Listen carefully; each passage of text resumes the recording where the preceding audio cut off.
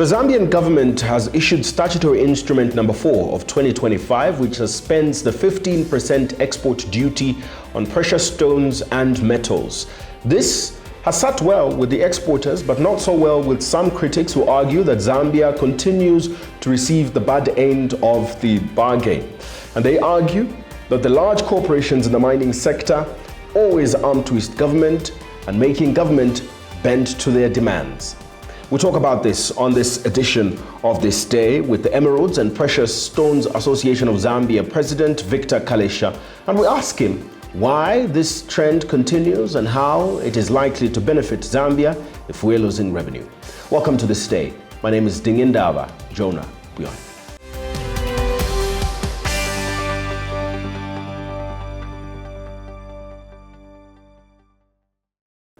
Mr. Kalesha, thank you so much for joining us on this edition of This Day. First things first, I would just like to hear what your reaction is to this latest decision by the government, to reverse this 15% export duty tax that is meant to make Zambian precious stones ideally more competitive on the global market. The reaction, I think, as people that requested or lobbied to have this 15% export tax on gemstones reversed, withdrawn. Actually, we were asking for the abolition. Introduced again way back in 2019.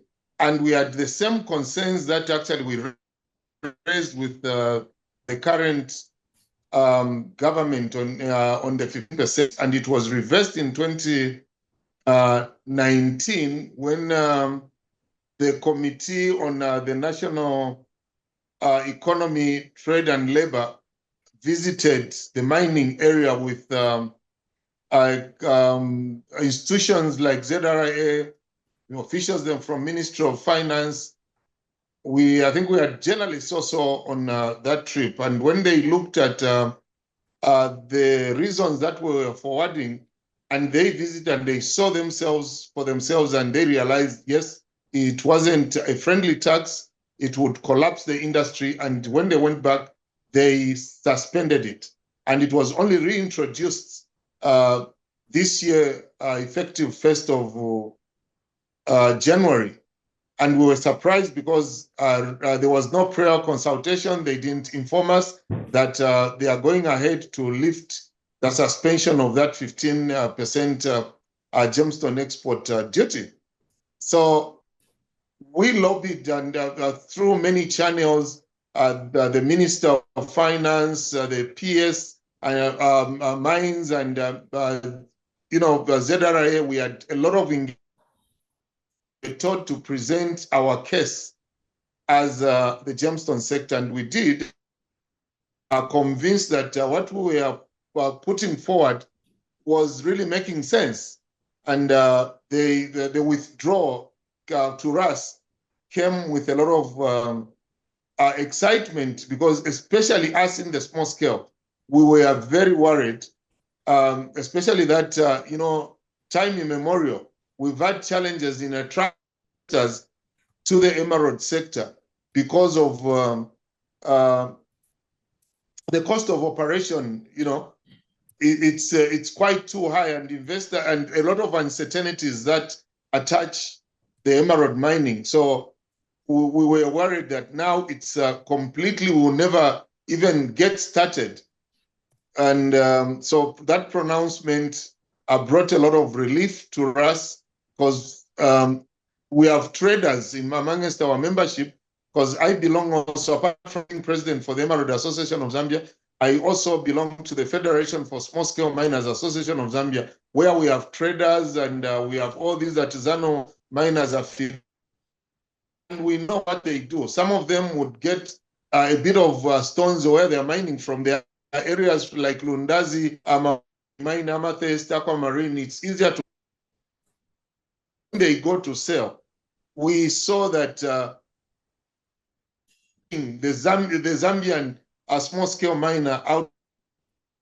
Like you said, first things first, to us, it came with a lot of relief, and we've still gone back now on the drawing board to market ourselves to the international community that people should come and invest into the emerald, understand the gemstone, understand the jewelry and industry. We are still now, we've gone back now to say, please come and help us to come and awaken the sleeping gemstone mines.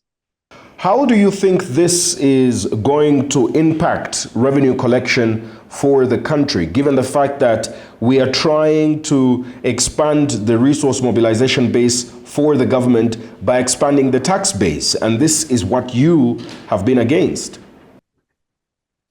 Okay, thank you so much, Jonah. I think one thing that needs to be understood from inception is that through my research and maybe others as well, is that no country has ever developed by virtue of collecting overtaxing its citizens, overtaxing the industries. No country has ever developed in that manner. But secondly, we also understand that the government survives by the collection of taxes. But it shouldn't be that you choke the industry or choke individuals or companies that are giving you something. How does government survive? How are they going to survive? One, I want you to understand that this gemstone export tax, which was imposed on the sector,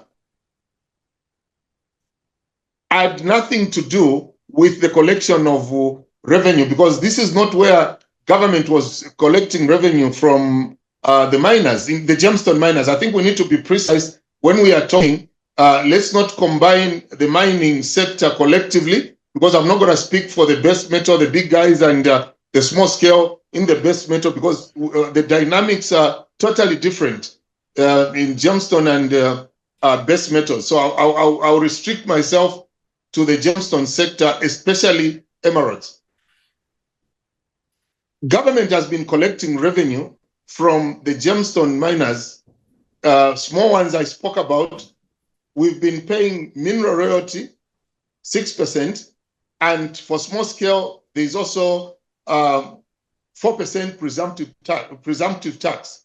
Then for our large scale guys, there is the mineral royalty 6%, and then there is also the 30% company tax, which government has been collecting and putting revenue into the national coffers. So I'll just drive you very easily, because I know you understand dynamics of business. There is no investor, there is no individual that would at small scale level. It's already struggling, and this one, this small scale miner has got a parcel of gemstone worth $5,000, but valuated at the Ministry of Mines. This parcel is worth $5,000, and you have to pay after sale 6% mineral royalty and presumptive tax. But the 15% now, which would have made it 5% for a small scale, this 15% you have to pay before you export, before you take, as you just take for valuation, and when you are trying to export, before your gemstones leave the country, you have to pay the 15%. I think you are able to do your math there. 15% of $5,000, then plus the production costs and blah blah. It means that you pay 25% and you remain almost with nothing. So government was collecting revenue from the 6% mineral royalty and the 4% presumptive tax for small scale, and 6% mineral royalty and 30% company tax from the large scale. And there was quite enough money that was going on. I think you've seen many times that especially the Kajam, who are partners with government, when they are giving their public checks that we've taken the dividend to government or we have paid our mineral royalty, and they go on public and what. And the figures, one thing that I like about Dam on TV, I'll tell you that I like you guys with Costa. Do more of the investigative journalism you do. Go and find out how much taxes has Grizzly been paying, how much taxes has Kajam been paying in terms of mineral royalties. They've been paying quite hefty amounts. And the small scale, we've been putting, when they put in the extractive industry international report, they will put how much these guys are paying and the other gemstones. There's something that has been going on to justify that. We have our small scale, like currently the president for the Federation for Small Scale Miners attended the Tucson show in America, and it mines citrine okay. So he took those stones to as he comes back, he's going to pay mineral royalty. But what this 15% would have attracted, because if I'm scared to pay too much taxes, it's common knowledge that people would have started smuggling stones out, which is not good for the country. And secondly, when they introduced this tax, the records are there. I'm encouraging you to do your investigative journalism. Go to the geological survey where they do the valuation of stones. People stopped exporting, meaning because people have stopped exporting, we are not even getting the 6% mineral royalty. Kajam were supposed to have held an auction sale. They suspended it because of the 15% export tax. Isn't that where the issue is? Isn't that where the issue is also that this week when they learned that okay, the 15% has been suspended? Isn't that basically arm twisting government? The same issue that we have been complaining about, the base metal miners that you just talked about. The long-standing issue has been that they arm twist government into submitting to their own demands. And now you talk about the precious stones miners opting not to carry out their auctions simply because they don't want to pay a tax. Isn't that arm twisting government? No, it's not that you don't want to pay tax. You look at the costs, because that's a production related or production-based tax. You look at the tax and you feel this is how much we put in, we spent in trying to extract this emerald. And this is what we are supposed to pay according to the value that has been evaluated, like in terms of mineral royalty and the company tax. And then you add the 15%. You have to think twice, because in any business, you have to calculate your costs. There is nothing, to tell you the truth. I think I'm Zambian myself, and I was in the forefront in trying to lobby for this withdrawal, because I have the interest of the country at heart as well. There is nothing like I'm twisting. This is why I'm even inviting you to come and see what happens, to extract what you are seeing behind me, just 1 kg of emeralds. You have to remove almost 1 million tons of waste, and then you get 1 kg. And when you get that 1 kg, wherever you find it, at what level, you don't know whether what you'll be finding is high grade, low grade, or just completely, the low grade that may not even go into the market.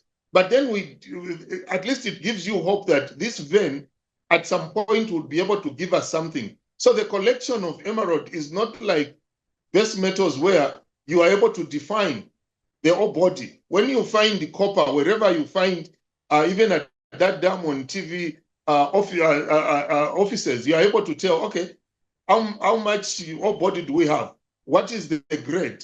You are able even to determine or define the prices in advance. It's not like gemstones. You can work for 3 months, 4 months, even 6 months. You are just removing the waste. You don't know the only way you are able to tell that, what are we chasing for? At 50 meters, we found these samples from the core drilling, which tells us that we may be able to find something at this. So you remove the waste, and then now you find this pocket of emerald, which you may be lucky that some of it may be high grade. So it's thinking twice. It's not really I'm twisting government's hand as per se. It is reality that you have to look at. How do I survive when I'm paying so much taxes? I think you need to calculate for the big guys. It's actually 30% plus 15 if it was sustained, 45 plus 6%. That's 51. And what about the operation costs? So those are things that we need to look at. What are the dynamics surrounding this? What are these guys talking about? And one thing that I should be able to put forward to understand, the people that we appealed to are learned people that also feel and understand the figures.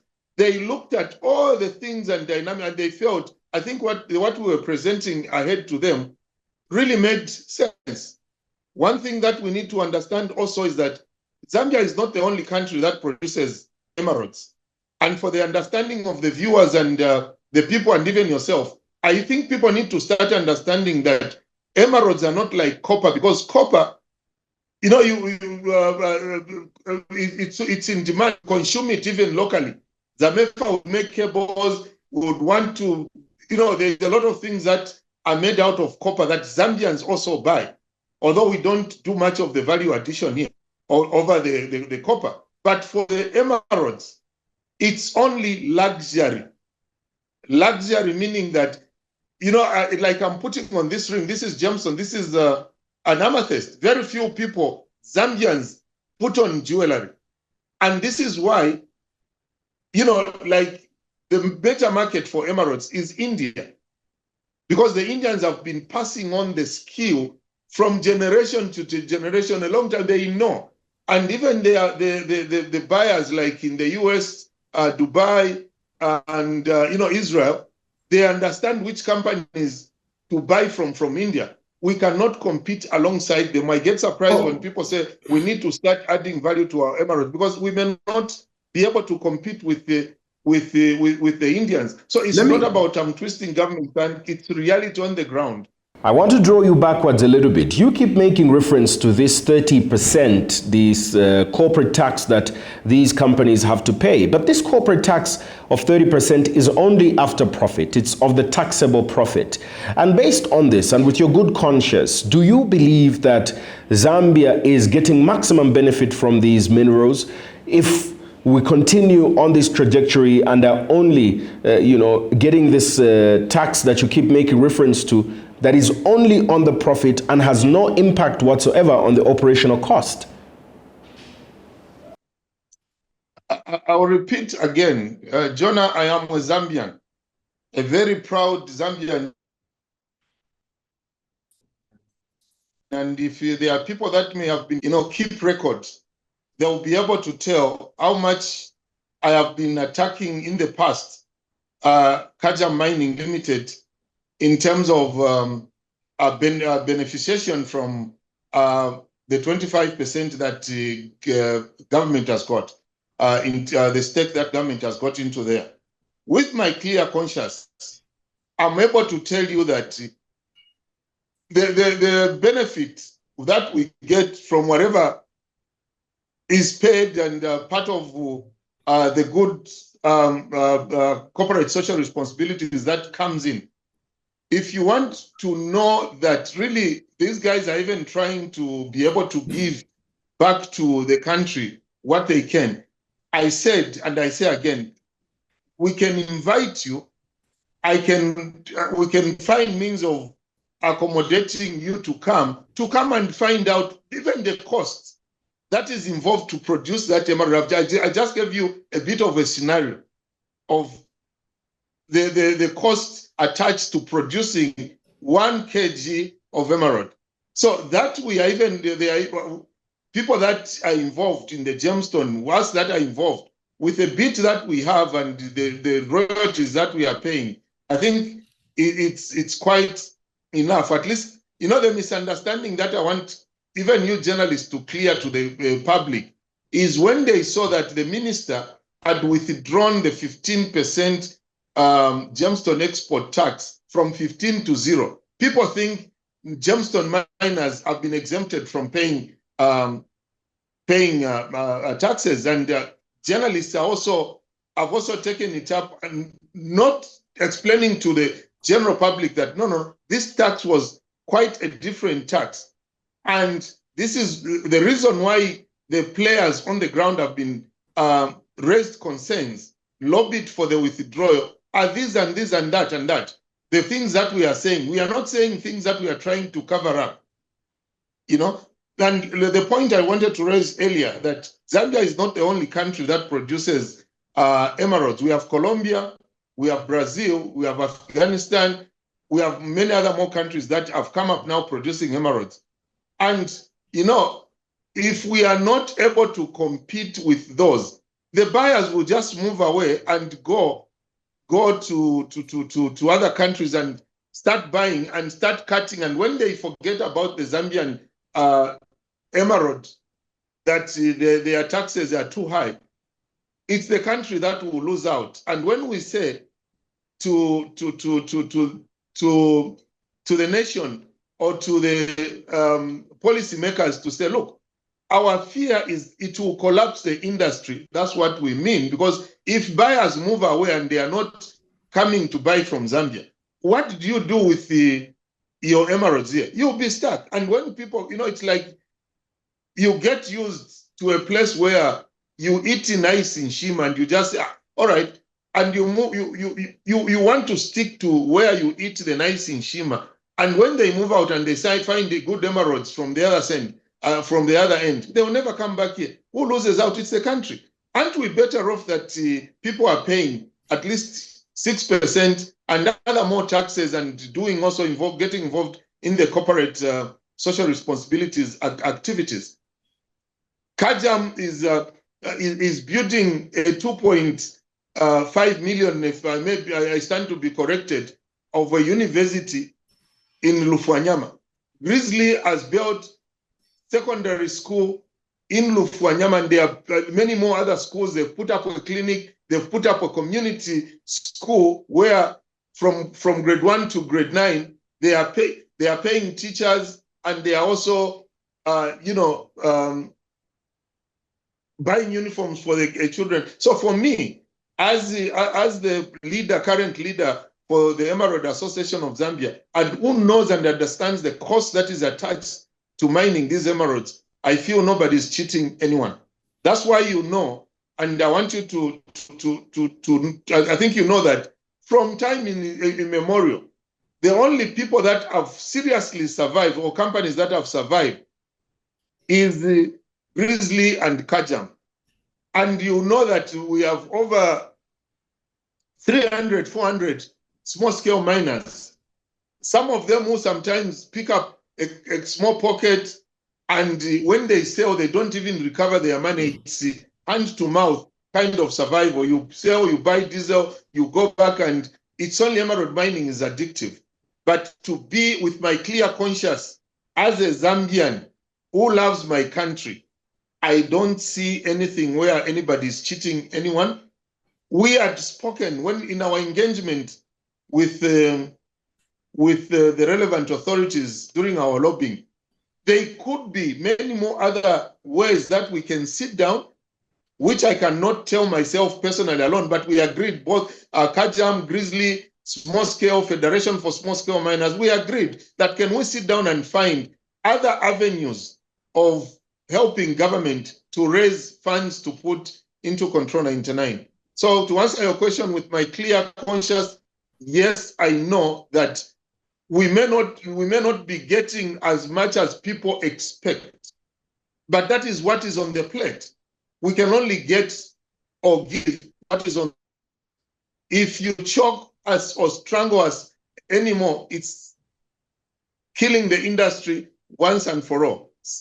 We will have job losses because you cannot be having so much expense, but yet you keep the handful of workers. Definitely people would have started cutting down on the labor force because of the excessive taxation of attached to the mining cost. The government argues that this removal makes Zambia's gemstones more competitive internationally. But I know you hinted on this, but I'd like for us to delve into why then we shouldn't focus on value addition, such as cutting and polishing stones locally rather than just exporting raw materials. Because as we know it, any product that has added value has the potential for more revenue. I don't know if you followed me. I was saying, actually, I'm one of those that have been advocating for value addition until I realized that we cannot just start it just like that and say, okay, all the raw materials, we should add value of emeralds before they go out. Because the reason is that I said, where these guys that, the Indians that buy these emeralds for value addition, for cutting and polishing, they've been doing that for a very long time. They've been doing that generation to generation. I think the other time I was looking at a scripture in Exodus that was talking about when Moses, they were building the temple and they were teaching people to make crafts and how to cut stones. And that's when it started passing on to our colleagues in Asia. And they've continued since that time. So for us to compete with them, just ultimately, that will be a very big challenge. I had proposed and I've been proposing, hope I could keep all those videos. We had a meeting with the Minister of Finance and Bank of Zambia governor in Kitwe. We were talking about the budget and what 2 years ago. I proposed, I said, can we start from somewhere? Maybe certain percentage of the emeralds should remain in the country, some of it reserved at the Bank of Zambia, because I think those are things that journalists you should be helping and put these our policymakers to task. We have no single emerald in the Bank of Zambia that we have put as a reserve, and these are things that we should be talking about. How do we give the product, keep it in the bank? Secondly, part of it, let's put it in the market for value addition, and we can only do that if we can bring expertise, maybe employ some people from India. Say we bring in 10 more Indians, bring them to the school in Ndola. We have a lapidary school in Ndola, which actually is doing very well, but we need much more expertise. Bring them, cut this percentage of stones so that when we put them in the international market, we are able to compete. Because where we are at now, and let me before I lose the thought, it's very disappointing that sometimes as a country we are never serious with what we want to do. The president at the second private-public dialogue, I hope one of us there, the president pronounced that 20% of 20% of Zambian emeralds should remain in the country for value addition. I've been asking at every meeting, no one has followed it up. Because what I understand, and I stand to be corrected, is when the president makes a pronouncement, it becomes policy. No one has followed that. That's where we could have begun from. So the reason why we cannot start just ultimately, one, we have no consumption for those value-added jewelry, the rings, the earrings, and the what. Because even you and me and the other colleagues, my men folk around, how many of us want to buy a ring for their wives that is worth even for argument's sake 3,000 kwacha? We don't do that. So unless we create the market locally where we tell ourselves, like in India, every person, every male, every female, they have to put on jewelry, some kind of a ring or anything, a bang and what. So we have no consumption market in the country. So if we start adding value, we are not yet able to compete with the India, Germany, and Israel and China in terms of the cutting, unless we get to that level. But we need to start from somewhere. I'm not saying we shouldn't start. Let's start from somewhere until we improve and get to the level where we are able to compete on the international market. But one area that we should be able to raise maybe revenue is by asking these players that certain percentage, maybe in mineral royalties or whatever, let's get the product, because that product will be able to keep ourselves.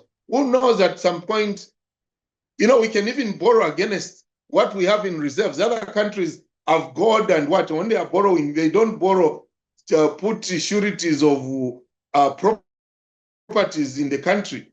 They put against the things that the products that they mine or they produce. Here, we have no single reserve of copper. We have no single reserve of gold. We have no single reserve of emeralds. Nothing. We export everything. And that is not a problem of the people that are mining. It is the policymakers.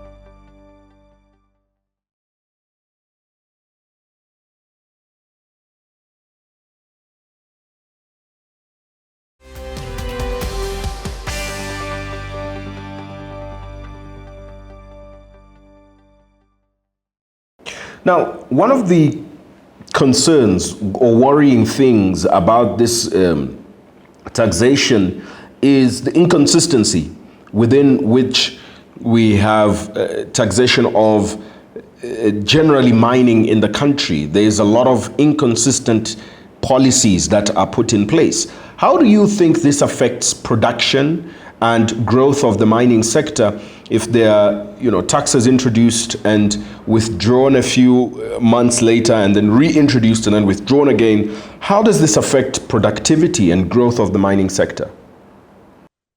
Yeah, I think like you rightly put it, inconsistency is quite a very retrogressive element in policy formulation. I think the first thing before this, the elephant in the house is 15%. Before it would have been reintroduced, they could have looked at the dynamics of why was it withdrawn in the first place by the previous regime. Okay, and after looking at the dynamics, maybe they could have now called the stakeholders, us, large scale, small scale, Federation for Small Scale Miners, Emerald Association of Zambia, and all these players. Can we come and sit down? How do we manage to raise revenue for the country? Because what you guys are paying is so much. And we were looking at this 15% that was withdrawn, suspended in 2019. So how do we come up? Consultation is very, very important. We are glad that after lobbying and with the vast consultation that they did, they came to reality and withdrew it. What will create consistency is when you sit down. Because when you can agree with me, what you agree together, it's very difficult for you to, because the references, we sat with small scale miners, we sat with the large scale, and this is how we put up this tax. Because you are putting figures on the table. Because truthfully speaking, government needs to survive somewhat somehow. But so if they feel maybe the mineral, we are not getting enough from the mineral royalty, we are not getting enough from, so how do we sit down? And some of the things I have alluded to, by government should start collecting some of these mineral royalties through the product itself and keep and market themselves, So I feel, it affects a lot, and it's really retrogressive to not to be consistent in policy formulation. You cannot, 2019 withdraw reintroduced February. So we saw, because not paying the mineral royalties, they pay consistently. But just after it was what was introduced, it created a lot of anxiety among them. And when you go to geological survey, gemology department, people had stopped going there to export, to evaluate and export. To me, what that it entails that there could be even those that were, there are people that consistently produce in bits and pieces. So after sorting out, you would have a 1 kg, 2 kg, 10 kg. So now that they couldn't export and we didn't get the 6%, what could have happened in between that cycle of saying I cannot export because of the 15%? And it's not only, you are saying twisting companies, big companies twisting government some. No. Here we are talking about even the smaller ones who were not exporting. And you know what the smaller ones would want to do? Sometimes they would want to smuggle and find means and ways of sending these products out of the country.